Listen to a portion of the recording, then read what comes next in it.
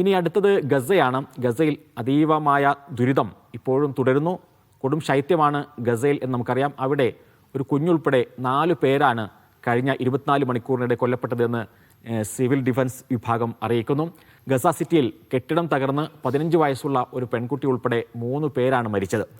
ദുർബലമായിട്ടുള്ള ടെൻറ്റുകളാണ് എന്ന് നമുക്കറിയാം. കനത്ത കാറ്റുണ്ട്, മഴയുണ്ട്. ഇതിനിടയിലാണ് 10,000-കണക്കിന് ആളുകൾ വലിയ ദുരിതത്തിലാവുന്നത്. ആവശ്യമായിട്ടുള്ള മാനുഷിക സഹായം, അതേപോലെ തന്നെ കൃത്യമായിട്ടുള്ള ഭക്ഷണം അടക്കം അഭയകേന്ദ്രങ്ങളിലേക്ക് എത്തിക്കണം എന്നുള്ള നിർദ്ദേശങ്ങൾ ഈ ഒരു വെടിനിർത്തലിൻ്റെ ഭാഗമായി തന്നെ ഉണ്ടെങ്കിലും ഇസ്രായേൽ അത് തടയുകയാണ്. അതുകൊണ്ടാണ് യഥാർത്ഥത്തിൽ പ്രതികൂലമായ കാലാവസ്ഥ കൂടിയായതോടെ ഗസയുടെ ഈ മാനുഷിക ദുരിതം ഇങ്ങനെ മുന്നോട്ട് പോകുന്നത്. ഇതിൽ അനിവാര്യമായിട്ടുള്ള ഒരു ഇടപെടൽ വേണം എന്ന് UN secretary general Antonio Guterres കൂടി പ്രതികരിക്കുന്നു. ഗസക്ക് ആശ്വാസം നൽകുന്നതിൽ അന്താരാഷ്ട്ര സമൂഹം പരാജയപ്പെടുന്നത് ഏറെ ഖേദകരം കൂടിയാണ് എന്ന് ഹമാസ് പറയുകയാണ്. മറ്റു രാജ്യങ്ങളൊന്നും തന്നെ ഈ വിഷയത്തിൽ ഇടപെടുന്നില്ല എന്നുള്ള ഒരു വലിയ യാഥാർത്ഥ്യം അവിടെ നിലനിൽക്കുന്നു. അവിടെ വെടിനിർത്തലാണ് എന്നുള്ളൊരു പ്രതീതിയിലാണ് ആളുകളെല്ലാം ഗസയെ ഇപ്പോൾ ഉപേക്ഷിക്കുന്നത് എന്ന ഒരു കാര്യം കൂടിയുണ്ട്. യഥാർത്ഥത്തിൽ ഇസ്രായേൽ വരച്ചിട്ടുള്ളൊരു യെല്ലോ ലൈനുണ്ട് ഗസയെ 2ആയി മുറിച്ചുകൊണ്ട്.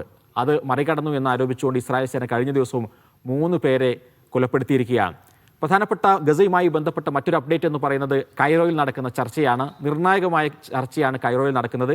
2ാം ഘട്ട വെടിനിർത്തൽ ആയി ബന്ധപ്പെട്ടുകൊണ്ടാണ് അവിടെ ചർച്ച നടക്കുന്നത്. അതിലേക്ക് ഹമാസിൻ്റെ ഉന്നതനായ നേതാവ് ഖലീൽ ഹയ്യയുടെ നേതൃത്വത്തിൽ തന്നെ ഒരു സംഘം കൈറോയിൽ എത്തിയിരിക്കുന്നു. അവിടെ ഇടക്കാല ഭരണസമിതി എങ്ങനെയായിരിക്കണം, ഹമാസ് മാറി നിന്നാൽ അവിടെ ഉണ്ടാകുന്ന ഒരു ഭരണസമിതി എന്തായിരിക്കും എന്നതടക്കമുള്ള ചർച്ചകൾ നടക്കുകയാണ്. ഇസ്രായേൽ സേനയുടെ പിന്മാറ്റം, ഈ 2 കാര്യങ്ങളാണ് നടക്കേണ്ടത്. അതിൽ മധ്യസ്ഥ രാജ്യങ്ങളുമായുള്ള ചർച്ച നടക്കും എന്നാണ് ഇപ്പോൾ നമ്മൾ അറിയുന്നത്. ഹമാസ് അതിന് സന്നദ്ധത അറിയിക്കുന്നു.